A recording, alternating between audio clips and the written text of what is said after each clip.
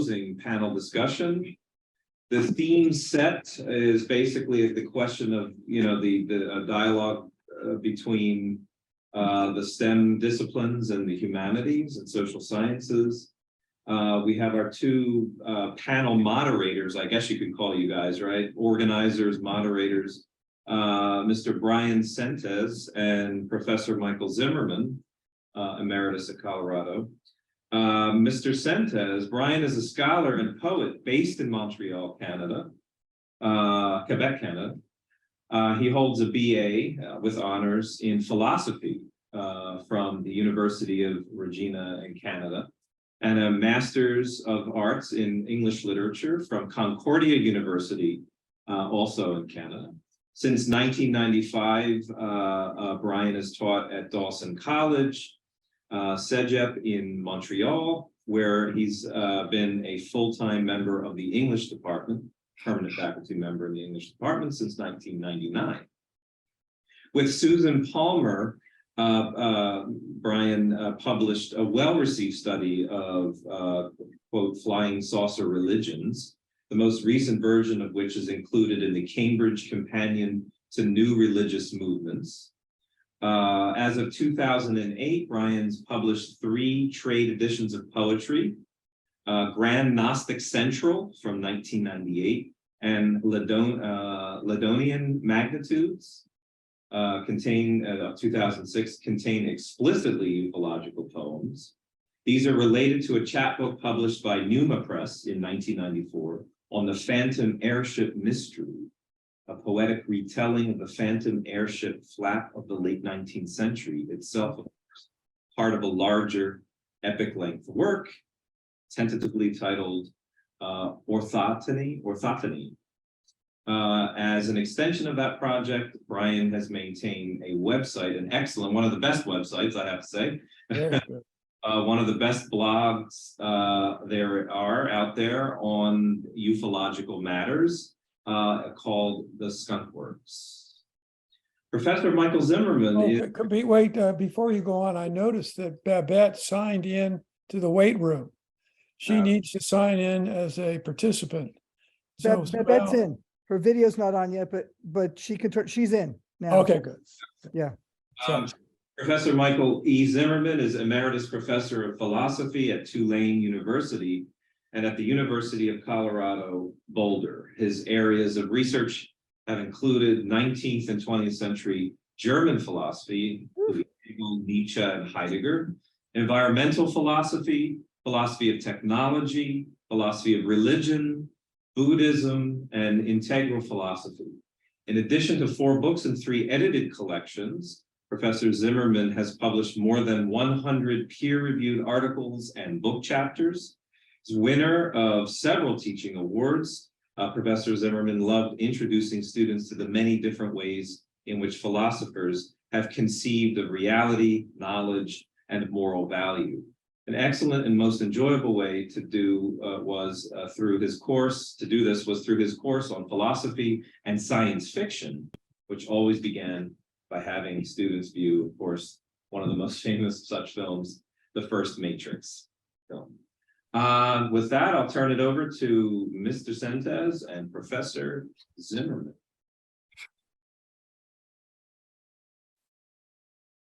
Well, Brian, since we already got introduced, should I just go ahead and introduce the panelists? I think so. Okay. Well, let's start out. It's been a great day and of presentations. I mean, we have 2 more days. It's a fantastic moment in this burgeoning field of serious UFO studies. Let me start by introducing Stephen Finley, who's in religious studies at LSU. Duke University Press recently published his new book, In and Out of This World, Material and Extraterrestrial Bodies in the Nation of Islam. Years ago, I read Michael Lieb's book on the similar topic, Children of Ezekiel, Aliens, UFOs, and the Crisis of Race and the Advent of End Time. This topic is absolutely fascinating. It's important, it's timely, and I'm really glad Professor Finley, you're on the panel with us. Thank you. Then Babette Babbage from Philosophy Department at Fordham. You recall hearing her earlier today. Her typically insightful presentation. I don't know how she said all that amount in that short of a time, but now I have to continue to think about it. But she certainly presents challenges for those interested in developing a science of UAP or UFO.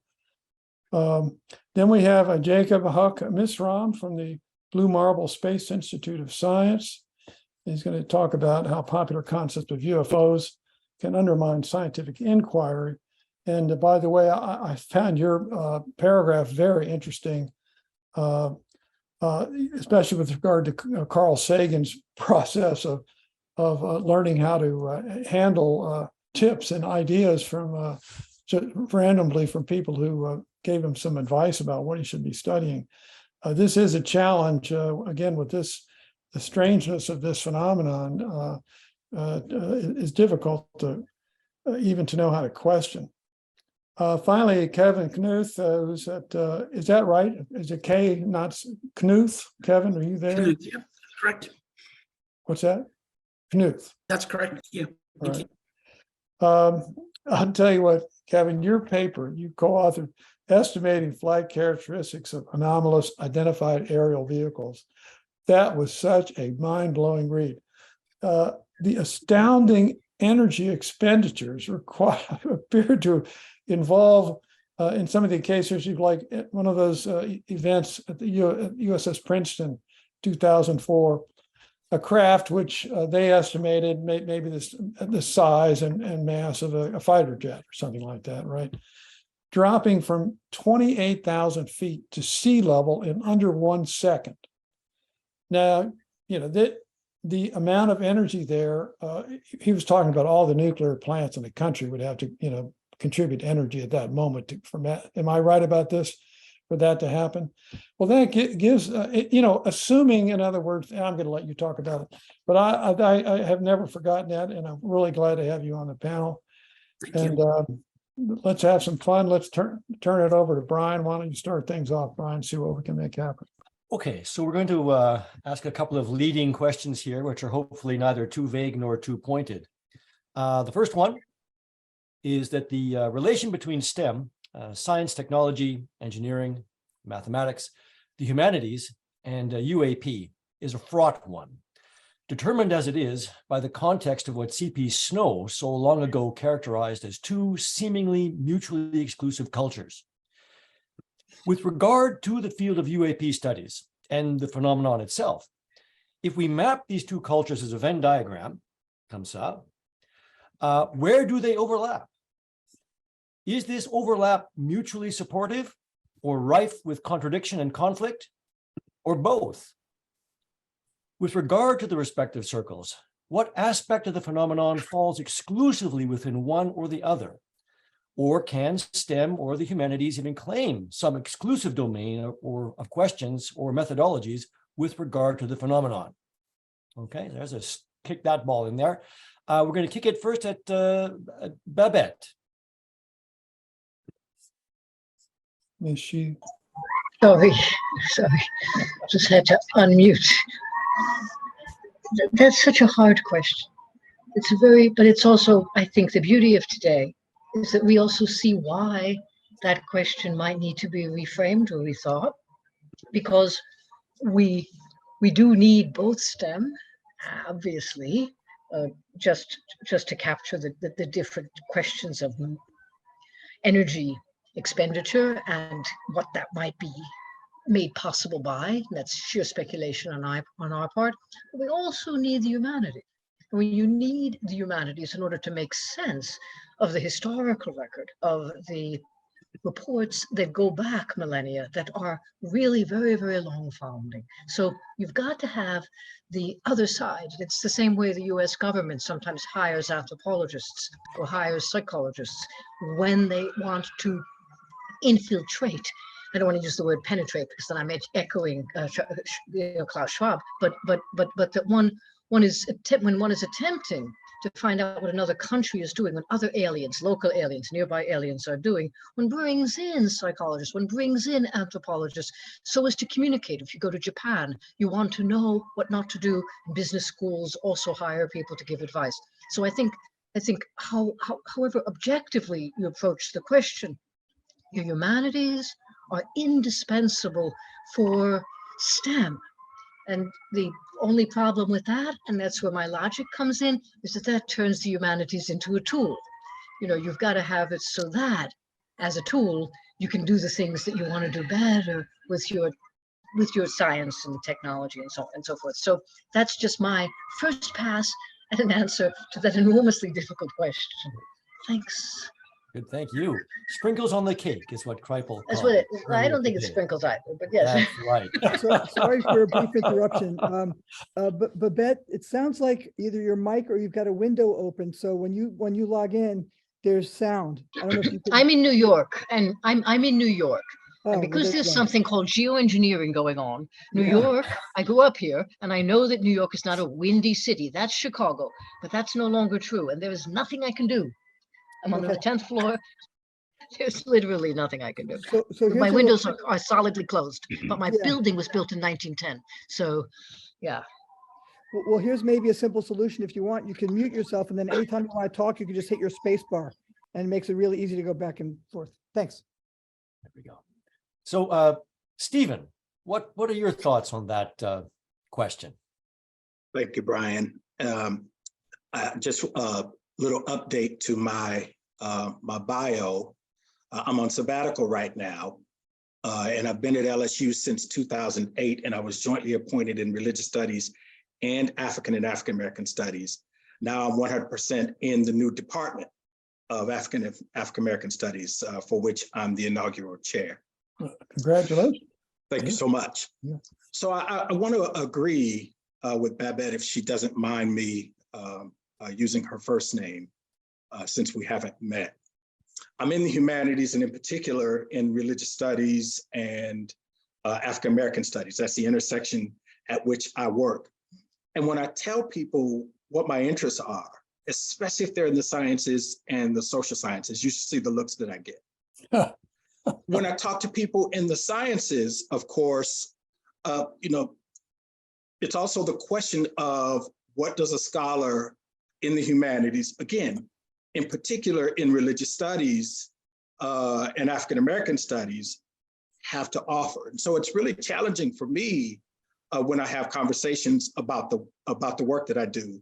And usually it's initially dismissive. Some of the responses I get are psychologically reductive. And I don't want to come off defensively, but my response sometimes is, but you haven't even read the data, right? In order to dismiss the phenomena like that. So in terms of what the sciences and or the STEM and the humanities have to offer within this space that they share, it's really difficult for me to answer. But I would say within the circles that I travel, is that there is something there to be studied, that there is some real phenomena. The question is, what does that mean? Because it means very different things in the sciences from what it means in the humanities. And so in the sciences, where they call the phenomena UAP, I argue that what they're really literally talking about are UFOs, right? They're really looking for physical objects of unknown origin or identity that demonstrate some kind of propulsion that signifies some kind of intelligent creativity, right? And so in the presentation that we started, that started us off this morning, I think the speaker's name was Greg. I really appreciate when he said that he uses the historic term. And I realize that there's a lot of baggage with the concept of UFO, but that's where I start too. So for me, the data indicates, just like some scientists, at least the ones I know would contend, a real phenomena. But in the humanities, of course, I'm interested in what these mean. And so even within what these phenomena mean, but even within that, my particular work on groups like the Nation of Islam, Brian, the United New Wabi Nation of Moors, which it was Susan Palmer who told me that you read my book recently. the United Nation of Islam and Royal Jenkins, the UFO twins, who are two Black women, Sun Ra. I could go on and on about these traditions that interest me, can't be discussed without talking about race and religion. And in these particular currents, Blackness and the meaning of Blackness, especially in the face of a history of white racial terror, slavery, lynching, and so on, becomes a central question. And so these encounters with these objects or phenomena then become ways of giving new Black bodies, as I argued in my book, a sense of transcendence, where in the world they have been experienced as immanence, as only bodies. And so that's certainly my approach. I think the humanities are enormously important, especially, and not just, so to Babette's point, not just as a tool for the sciences. I've been studying, these phenomena now for at least 15 years. And for those of you who don't know me, Jeff Kripal was on my committee at Rice University, where I finished in 2009. And so, for me, the humanities have their own place, not just with understanding sense of what they mean, but in particular, the effect that they have on the way human beings think about race and religion, right? Those are really, really important to the work that I do. I'll say one other thing that's anecdotal, and then I'll turn it over. I was guest host of a myth salon last week. Dr. Dana White does what he calls the myth salon. A lot of Hollywood producers and so and so. And the title of the myth salon was Extraterrestrials, Myth, and Race. Jeff Kripal was a guest, as was Marcus Redd, who does work on Sun Ra, and Susan Palmer was going to participate. She wasn't able to participate at the end. So I'll say that in my approach to the humanities, race and religion are two things that the humanities give us that I think are utterly important to understanding the human impact of this that we don't necessarily get from the sciences. Excellent. Thank you, Stephen. Proceeding alphabetically, Jacob Haq-Mizra, what are your thoughts? Because this is nice. This segues into the talk you'll be giving later on about the intersection between culture and UAP research. That's right. And I appreciate being on this panel, and I appreciate both of the comments that Babette and Stephen made, and I'm not going to disagree with them. I'll even tell you that, I'm a scientist in terms of, what pays most of my paycheck, but I do wear, I won't say I wear both hats, but I dip into both waters, so to speak. I did my postdoc in ethics, specifically the ethics of climate geoengineering. I even did a religious studies minor as a college student. So I definitely don't think of the humanities as sprinkles on top of science. So there's two things that came to mind in this discussion. One is part of my funded science, which is great to say now, is studying technosignatures. NASA is interested in the study for technosignatures. NASA is also interested, they have this panel on UAP, but that's separate in terms of, I'm funded to study, the search for life on exoplanets. Traditionally, this has been focused on radio SETI, and this is now expanding into other things like looking for pollution in the atmosphere because we have more advanced telescopes that can start to do these sorts of things. So SETI, or the technosignatures community, is inherently interdisciplinary. It has to be. There's no way around it because there's so many facets to the problem. Number one, interdisciplinary within science alone. It can't just be solved by astronomy. But then when you're thinking about how do you understand a signal that's coming from a technological society or just recognize technology at all, that's a deep philosophical question. There are questions that anthropologists can help us understand. You need psychologists involved. Pick a field and it's going to be related. You have to have everybody involved. But if you're going to get involved in SETI, you have to understand some basics about astronomy. There's no way around that. And once in a while, I see this happen where people come in from the humanities. And it's great to criticize what we're doing as astronomers because absolutely you can get your blinders on and then not see what else is going on. But at the same time, there has to be a juncture of understanding just some basic astronomy that's going on, basic astronomical language, even if we tone down the jargon. Because if you don't understand some of the basics about how radio waves work and the distances involved and what frequencies we're looking at and what that means and energy requirements, it's hard to have a really fruitful conversation. And then it should and can go beyond astronomy, but when it's kind of at least starts as an astronomy problem, or at least heavily astronomy, you have to have that common language. And then I think the humanities can be really beneficial to, you know, this search that came out of astronomy, by you know, talking about all the different tools everybody has to solve this very, very complex problem. So, you know, when I think about UAP, and I agree with Stephen, there's a very narrow definition of what most scientists are interested in looking for. They're objects in the sky that may or may not have come from space, or we rule out objects and say it's some atmospheric phenomenon. Whereas, as Greg pointed out this morning, there's a much larger umbrella of phenomenon and experiences that have been subsumed under the cultural term of UFO. And people may just assume UFO and UAP are synonyms now. And so all those things get lumped in there. So to solve that narrow problem that, you know, the Galileo Project and UAPX and other groups are interested in, that's a very heavy science problem in the same way that SETI is. We can conduct new observations, collect data over a long period of time to try to put some quantitative bounds on the problem. That's a data gathering exercise. It's not devoid of humanities. There's absolutely humanities input in there, but it's certainly a science-led activity. Now, if I think about what happened in the past, whether that's, you know, from 1947 onward, or pick your favorite date where you want to start, that to me is a humanities-led effort. And in fact, when I see scientists trying to dig into previous UFO UAP reports, it's not always fruitful from the way I see it. It's very data sparse. It's not that the intentions aren't good. It's that we very few cases have enough data to really say much at all. And then if you're going to spend more time digging into that, I think there's more interesting questions in the historical record that the humanities can address and help us understand sort of the nature of the phenomenon. Some of what the humanities might uncover by continuing to do that is better experimental design for science. And then in fact, you have science driven by humanities in the sense that maybe you have a lot of eyewitness testimony and no instruments.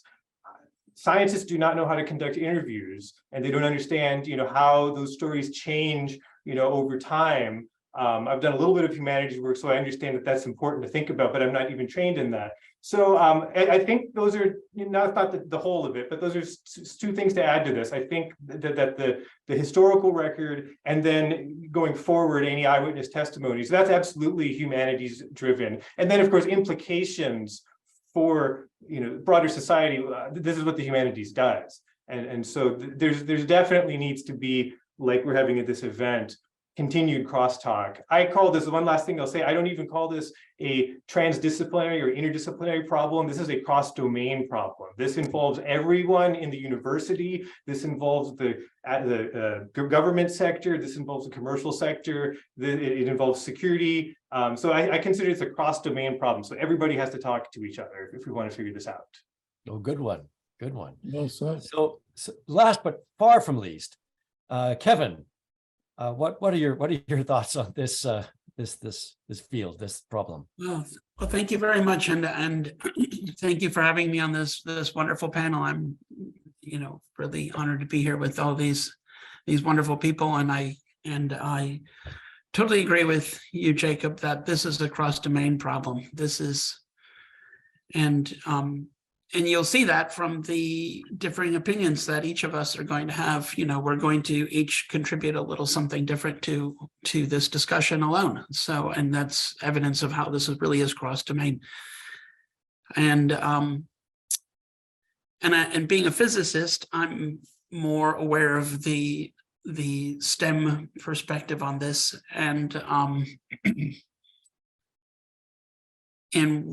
as physicists, we are approaching this from a nuts and bolts perspective. You know, what are these phenomena? What are the physical characteristics of these phenomena?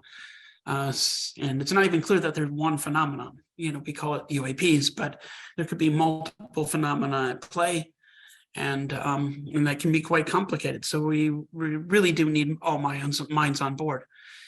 And but the nuts and bolts perspective only takes you so far, especially when you look at the hundreds of accounts that, that have been reported, for decades now. This is a very, very complex phenomena, very, very strange claims being made. And it's very hard to get your head around all of this. And physics isn't going to be able to handle all of it by itself. And there's no way that's going to be the case. And we really do need all minds on board. And in fact, in physics, sorry, excuse me, or the hard sciences, we don't deal with witness testimony at all. That's anecdotal. It's not data, and we are very firm about that. And we have to be that way to be accepted by our colleagues. However, it's when you think about it rationally, all of it's data, it's all information, and witness accounts do provide information. You can't just ignore those accounts.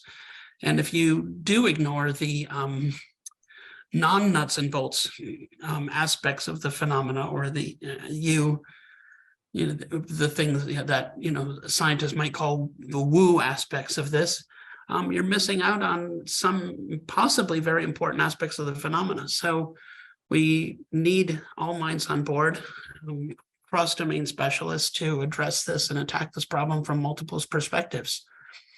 And there's going to be and I think that's the only way we're going to make progress here. And I think it's wonderful that we're all here already talking to each other as this starts, from the beginning. And I think this is the right way to go. So I want to thank again, Mike Sifone, for putting this together. I think this is well orchestrated. Thank you.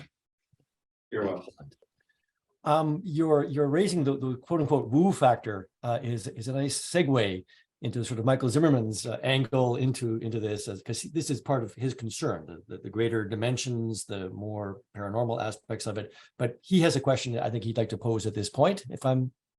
Yes, Mike? Oh.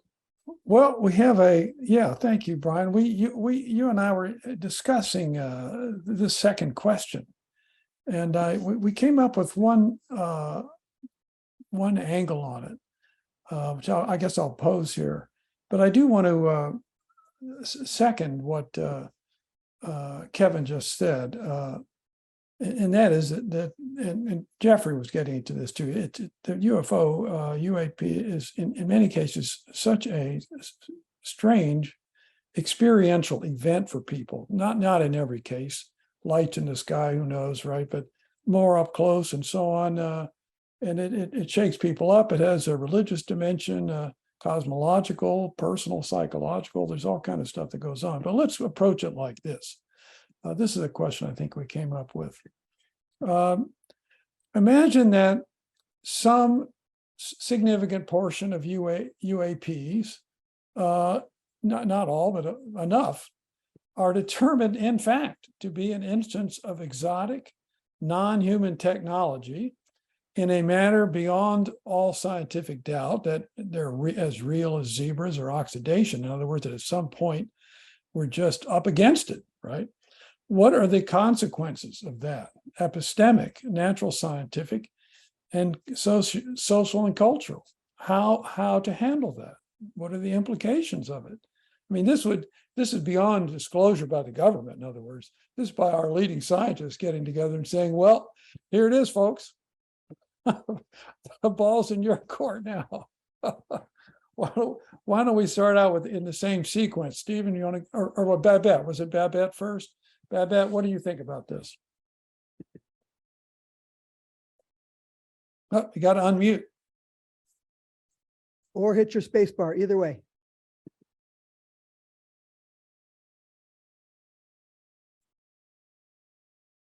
Oh, that doesn't work if you've been texting. No, it doesn't work for whatever reason, but it's unmuted now. Okay. It's unmuted now.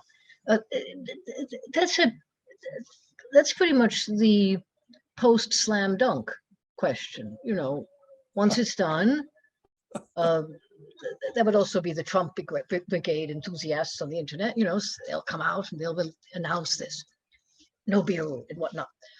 It's entirely possible. And if that were to happen, you're then in a situation, and now I'm back to my conversations with Lonergan, where you're actually talking to a mystic, except it's not a mystical experience, because now that's something with which you have got to think about and to deal and to do. And so it seems to me that a great many things change. It's like being diagnosed with a fatal disease. It changes your perspective. And I think this is just me, and I know you're Heideggerian, and so you know the phenomenology better than I do. So there's certainly clearly making a difference for all of us, if in fact, rather than speculate that we might not be alone in the universe, because we're actually all of us very much like only children. And we don't want to think that there might be competition in the universe for God's attention or for our own self-attention or self-preening. So we're very content that we've not been so-called disturbed, so content that we deny this massive evidence. And we launch gigantic campaigns against poor guys like Von Däniken and so on. I mean, there are huge problems because no matter what revelations come through, we throw up the barriers of denial, and we've got it. We're so good at that. But if what you say is true, and we were somehow, which I doubt, compelled somehow not to do the denial thing that we're so good at, because I think people who, even if they get a life diagnosis, they deny. I mean, it's Kubler-Ross. It's a normal thing when you've got a real insight into what is, to not see that. And so I think you're saying, what would we do then? Would be the beginning of some of the reasons, maybe, that the government is not so sanguine about just letting go. Because that was one thing I tried very quickly to talk about. All we really want to do is touch and feel the aliens. But that's really just, that's nothing. That's a crackerjack box. There's something more that's really involved in that. And that would be to see our position in the universe. And it would be terrifying. And that would be terrifying because it wouldn't just likely then be just the one. Because once you've got that, then suddenly Fermi's paradox collapses and they're all everywhere. It's like you learn to see one and you suddenly realize, there's a lot. So that's a longer answer than I wanted to have to offer, but it was such a challenging question. Thank you, Michael. Well, let me just comment on that. The John Mack tells a story of how, I think it's in his Passport to the Cosmos book, but he tells a story when he was lecturing about the abduction experience at Mass General and other places. He would get obviously pushback and this and that. And he had a friend with the Boston Globe, a well-known reporter who was kind of didn't know what to do with this. It's pretty skeptical about it. And John asked him, he said, look, if a alien 200-foot wide alien mothership landed in Boston Commons and was witnessed by 50,000 people, but you weren't there, would you be able to accept that it happened? And the reporter paused for a minute and said, it'd still be a stretch for me, John. So this barrier of acceptance, because of psychological and cultural, sociological, anthropocentric reasons, that admission is very, very difficult. I think you're right about that. So, okay, now how about Stephen? Let's move to Stephen Finley. Stephen, what are you going to do with this one?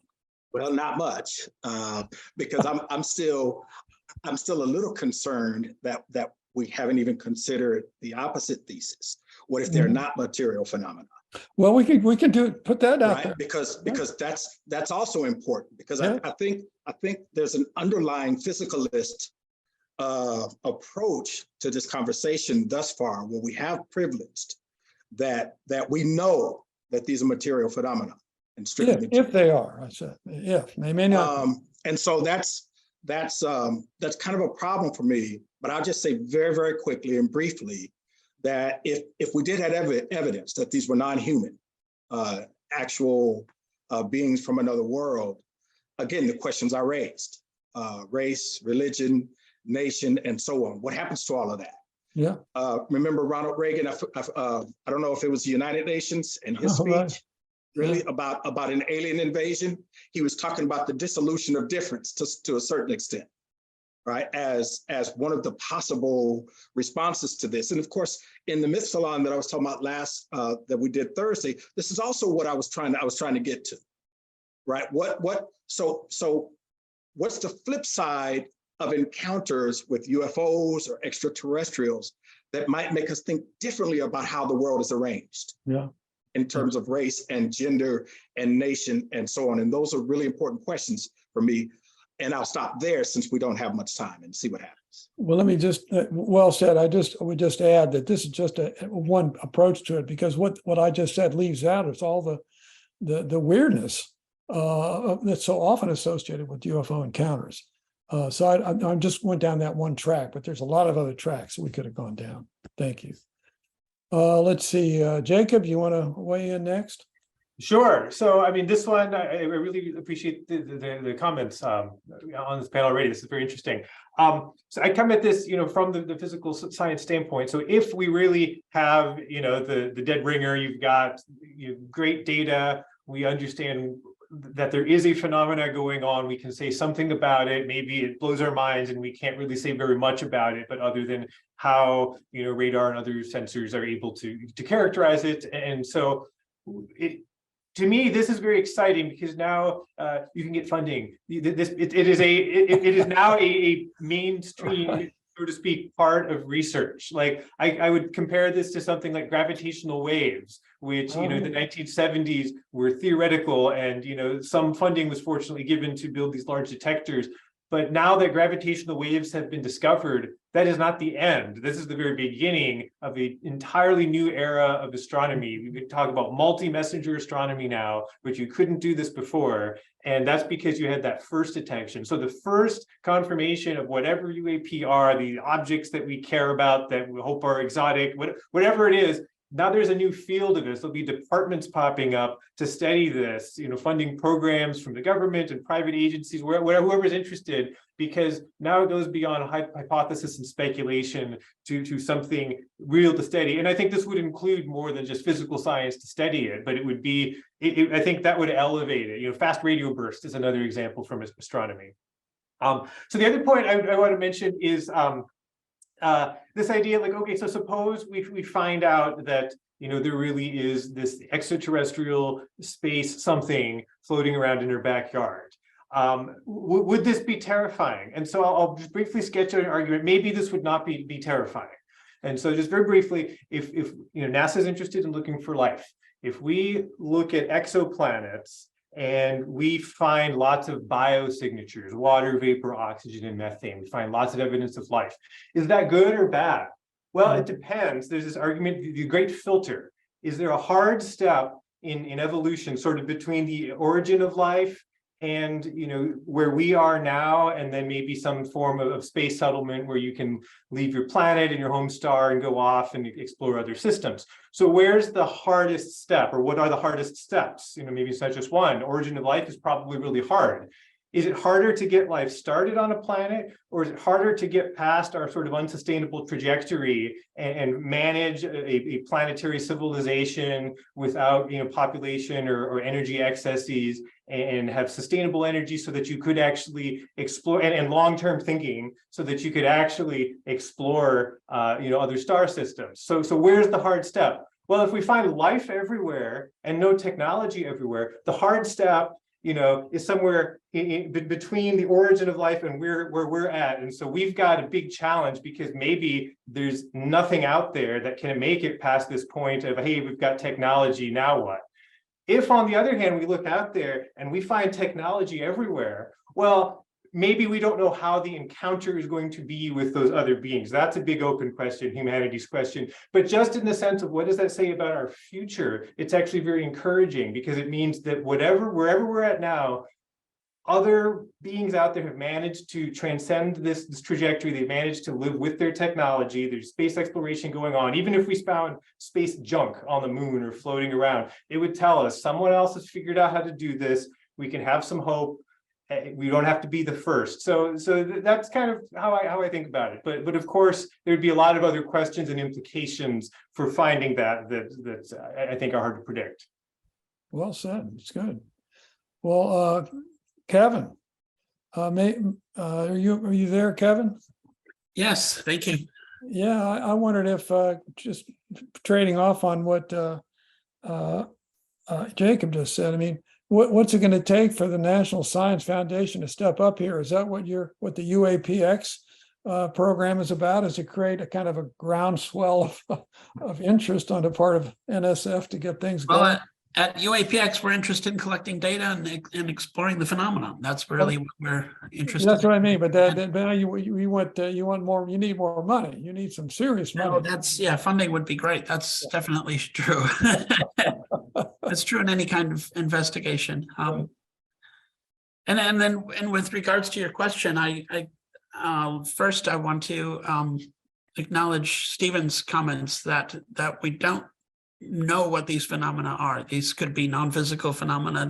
And I want to especially acknowledge that, since my talk is going to be on non-human technology hypothesis. So, but we don't know that this is a single phenomenon. There are multiple phenomena at play, very possibly, and so it's important to have many minds on this problem. And in your original question, you had asked about how do you handle the possibility that these are maybe extraterrestrials or non-humans, but you still have some weird paranormal-y like phenomena going on. How do you handle that sort of thing? And of course, we're probably all aware of I think it's Arthur C. Clarke's statement that any sufficiently advanced technology is indistinguishable from magic. But someone said to me recently that magic is also indistinguishable from magic. So that's and that kind of stuck with me. And I thought, well, that's true too. So we need to, maybe this also goes back to what Stephen was talking about. So that's something that we need to keep in mind as well. And it isn't necessarily, and even if it is due to an advanced technology or an advanced race, it isn't necessarily the fact that this is an advanced technology along the lines that we're thinking. There's a lot of strange phenomena that people have claimed to have encountered, throughout history that hasn't been studied scientifically, like the UAP phenomenon. And we don't know anything about this. We don't know if it's real, and very possibly some of it could be. And these are aspects of our reality that we don't know anything about. And an advanced race might just know more about the universe than we do, and may have encountered these phenomena and studied them. And once you study a phenomenon and know how it works, you might be able to use it in a form of technology. So their technology could be based on aspects of reality that we just haven't studied yet, even, or aren't even aware that they're real. So this idea that sufficiently advanced technology can mean many different things, and I think that this is a wide open problem, and I find it very exciting. I mean, we're on the verge. We're going to discover things. We're going to learn something, and it's not clear what that's going to be, but that's going to be interesting for sure. Thank you. Well said. I just add to this. So many UFO cases start driving down a country road at night, then there's this light that appears, and it gets brighter and more complex. It's almost as if, then there's a sequence, as if the light is capable of doing something with our experience. It's creating an experience within us that may not have the independent physical reality to which is assigned to it by the experiencer. But that's a real high tech doing something like that. So I don't think we're up for that yet. But that's another possibility, as you're suggesting. It doesn't have to be physical in the sense that we typically, it's not like it has to be a spaceship literally out there coming down and landing. It could be something even far stranger and serious magic from our point of view. So if I could interject, gentlemen, Brian and Michael, do you have other questions? Because we're now at the 5:30 mark, so it's 45. We're 45 minutes from start. Yeah, for my part, I was going to suggest we open it to the floor. And I would just ask, I guess, that anyone asking a question, I saw at least one hand go up earlier, that they may be directed either at the panel as a whole or at a particular person, just to be clear what is being asked. Just operationally, I think we should just follow the convention of a 15-minute session of questions, and then we will officially, I think, because I'm tired. No, I'm tired. We'll call this day to a close at 5:45. Okay, so I see Riz, or Ri, as we say here in Montreal, has asked a question. Michael, maybe you could unmute them or invite them to ask the question. Sure. Where could you? One way we've been doing it before is to just, they I can raise their hand. and Yeah, then we it can- was Ri or Riz. Rhea is Yep. talking. I heard Rhea. Can you guys hear me? Yeah. Can you guys hear me? I'm unmuted now. Thanks, everyone. Great panel and very interesting subject. And I've talked to some of you already about it. But the question I want to ask is one that I asked in the chat to the general audience, but I want to ask it to the panelists, which is that are certain fields in academia within STEM or social sciences more open to studying the UAP phenomenon than others? And is there less stigma associated with it in certain academic fields versus others?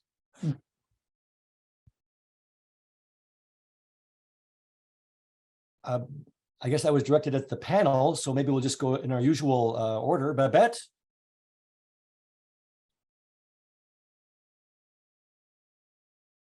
Not quite unmuted yet.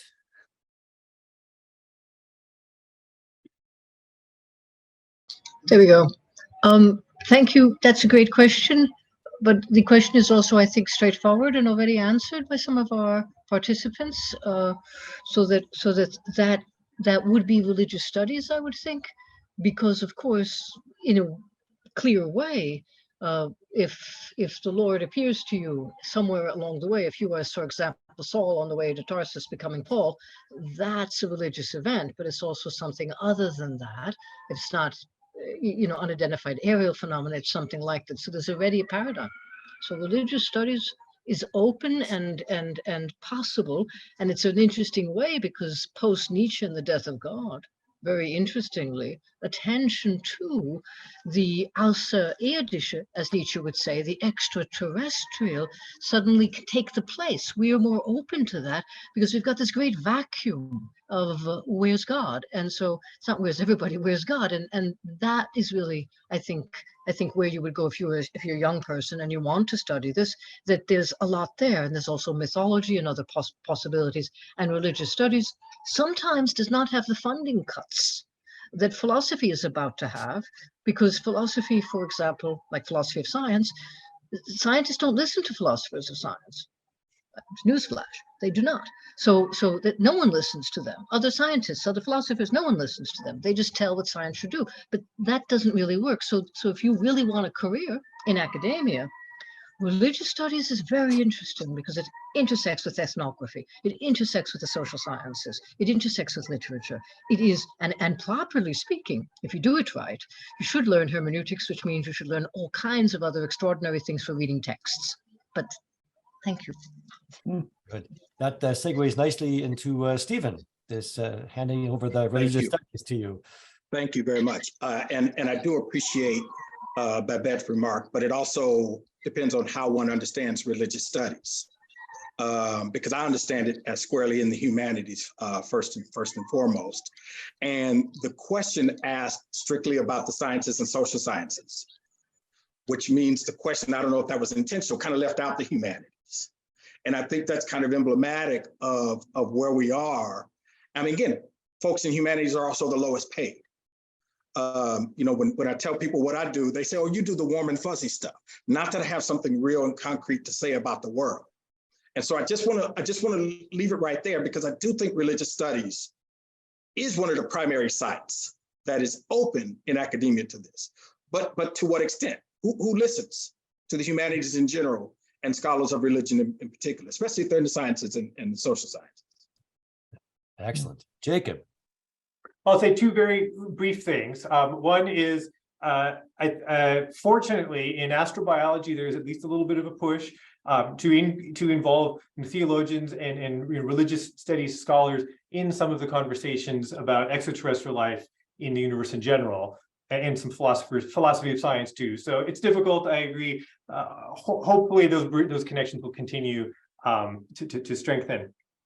I guess the only other thing I'll add is on the flip side of it, from the search for extraterrestrial intelligence community or the technosignature community, there's historically been a pushback against studying UFO or UAP, and that's again sort of a political issue, mainly because when the search for radio technosignatures emerged, there was kind of a need to physically distance themselves from many of the cultural aspects of what's under the umbrella of UFOs, in order to sort of convince other astronomers that the science was legitimate. And so some of this stigma, which I'll talk about in my talk tomorrow, is still with us, decreasing now. But so I think, maybe religious studies is one of the more accepting areas. And unfortunately, this technosignature SETI community is historically been a difficult one to get interested in this topic.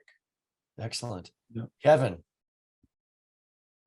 Yeah, I think that my naive impression would be that the humanities would be more open to this, mainly because in addition to this being a phenomena that might be studied by the physical sciences, it's also a human experience. So and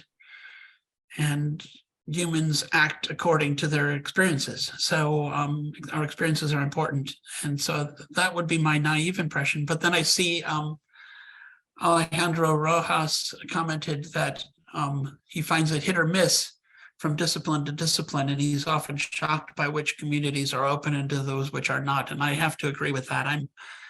Throughout my time investigating this, I'm always shocked at who, and particularly who and in what areas of study are at all amenable to talking about this. I'm always surprised. So I don't see any overall answer to that question. Could I just make a comment? I mean, in social sciences and in humanities, you could say they have the luxury of bracketing off the ontological question of what are these? In other words, what is the UFO and all of its complexities, and focus instead on the significance that the phenomenon has had culturally, socially, psychologically, for at least 100 years, probably far more centuries. And there's a lot of work to be done there. Jeff Kripal is an example of that. Jeffrey is doing this. So there's and people in folklore, anthropology, comparative anthropology, there's plenty of room for interpretive activity like that. In the sciences, it's more difficult because you have certain methodologies and domains of inquiry, and they typically don't include human reaction to things because that's a different segment of the university. So there's plenty of room, it seems to me, in the social sciences and humanities for research here. We're all too fast running out of time on a topic that could be devoted. We could devote a whole long weekend to this, I swear. So Richard O'Connor, your hand went up. I think we've got at least 5 minutes. Let's get him in here. Yes. That'd be great. Yeah. Please. Richard.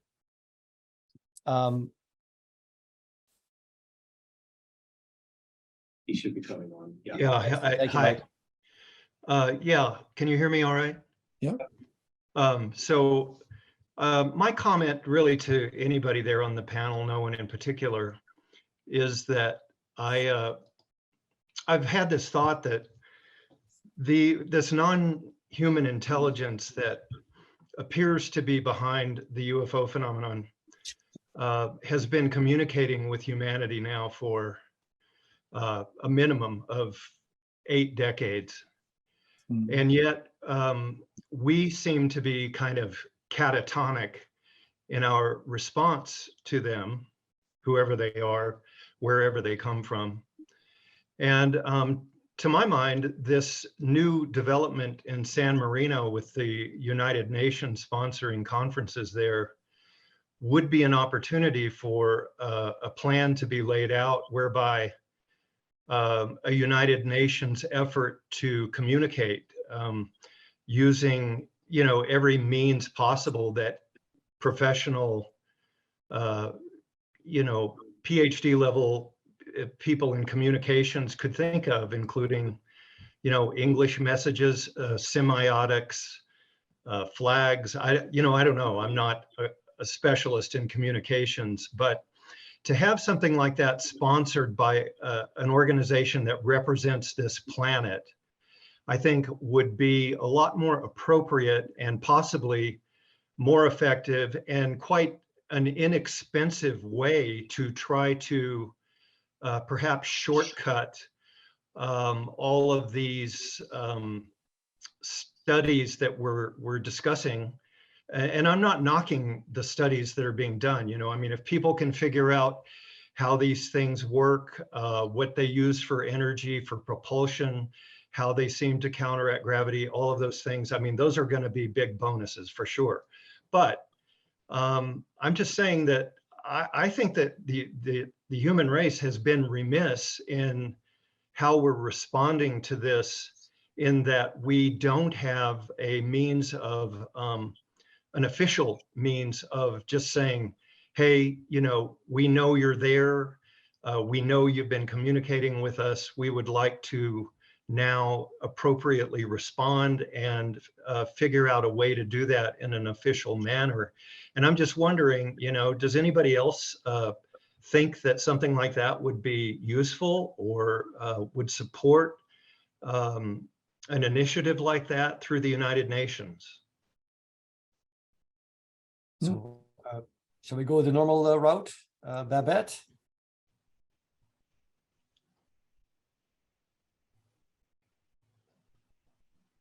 Oh, I'm afraid you're still muted. You're still muted. Okay, the host has to do it apparently in this system. Sorry. Unfortunately, different from ordinary Zoom. But I think that suggestion was earlier made. I think that Professor Marita suggested something of that kind, and that's what was just quoted. And I think that would be a great idea. The trouble is, it's very, very hard to get a collective agency to do anything on the basis of one say-so, and even a collective say-so of 100 people. It's very hard to come up with what is, I think, the great allure of Star Trek would be that there might be a United Federation. Well, we don't have one. We're kind of pre-Woodrow Wilson as far as that goes, and the impotence of the United Nations is also a kind of sobering reflection on that. I do think it might be good, but it presupposes that there's a unification. And I heard very seriously from scientific colleagues, and I think that is true. You've got a myriad of possibilities that might underlie these contacts over all those 80 years, et cetera, et cetera. There may not just be one thing. So you can't really give an answer to what may not be one overture. That's a suggestion. And the host would please unmute me. Or mute me because of my wind.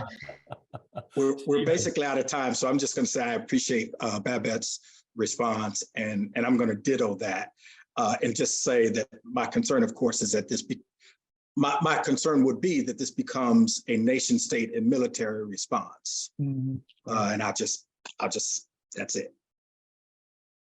Yeah, I'll be very brief. I appreciate the question. The question itself presupposes the extraterrestrial hypothesis, even for some subset of UAP.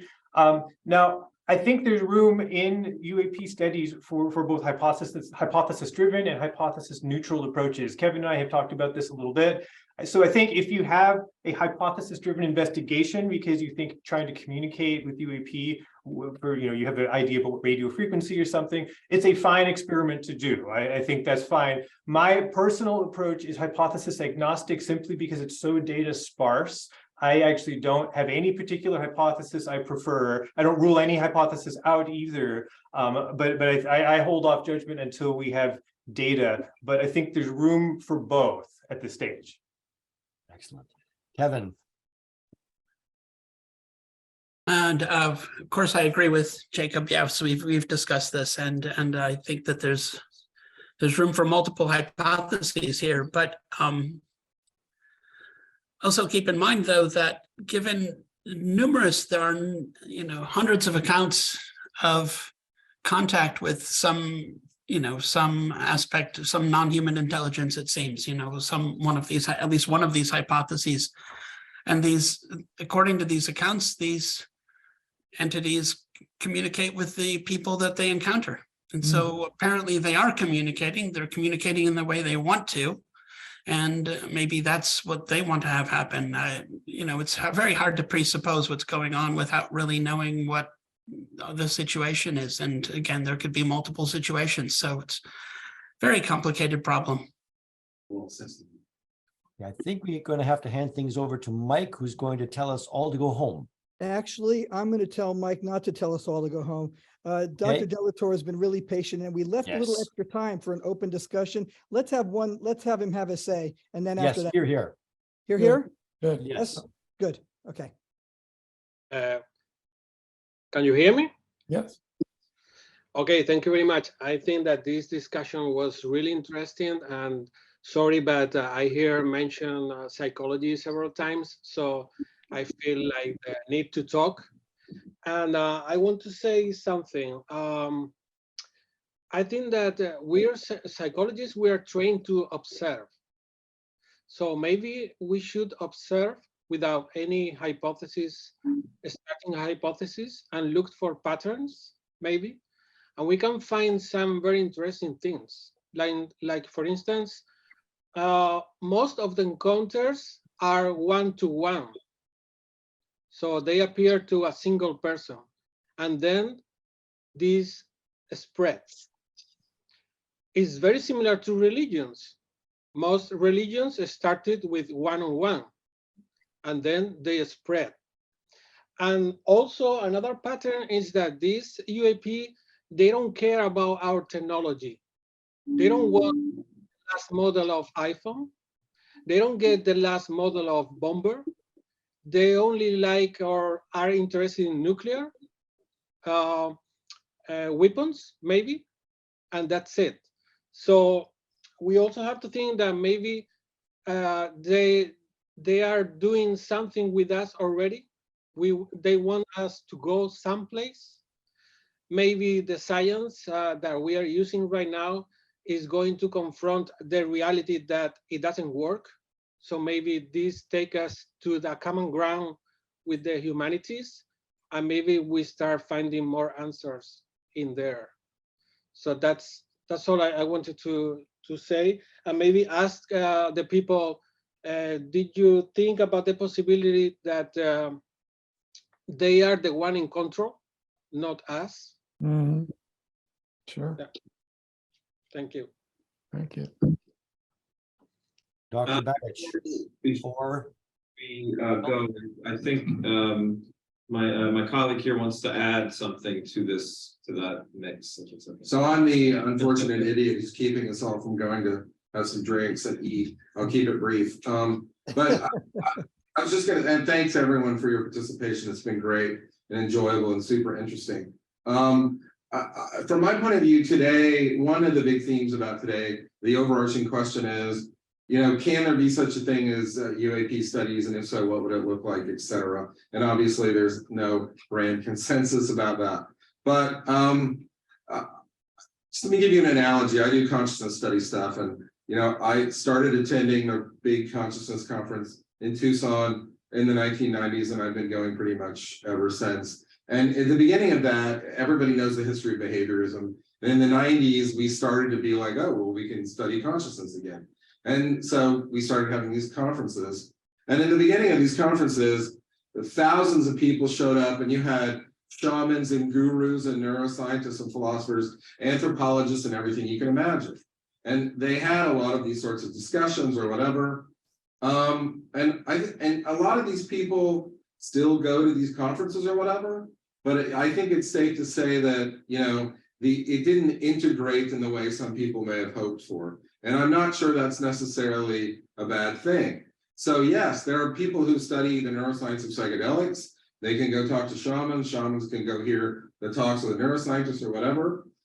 But the fact that a phenomena has, I mean, you want integration where it makes sense and it's useful and helpful. You don't want to force integration.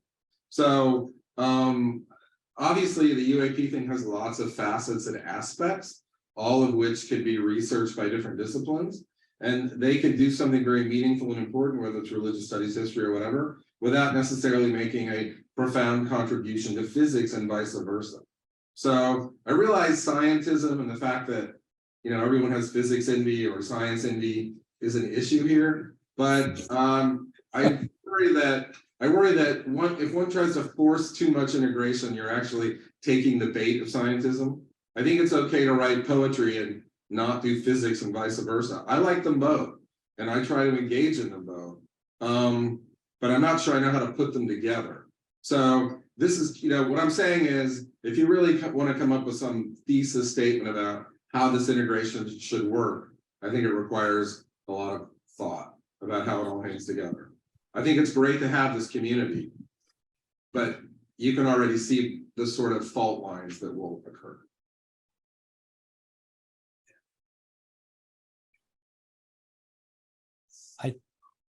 And with that, Comment?